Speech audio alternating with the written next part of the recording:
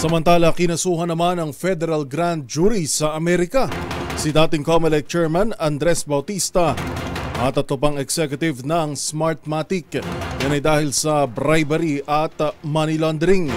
Batay sa indictment mula 2015 hanggang 2018, isang Roger Martinez at George Velasquez ang nanuhol ng $1 million kay Bautista.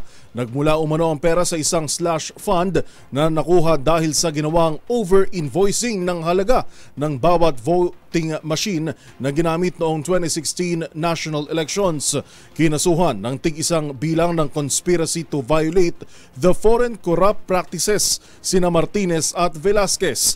Kinasuhan din sila ng conspiracy to commit money laundering at 3 counts ng international laundering of monetary instruments kasama na si dating COMELEC Chairman Bautista at isa pang nagngangalang Eli Moreno. Maaaring maharap ang 4 sa 20 taong pagkakakulong sa kada counts ng kaso.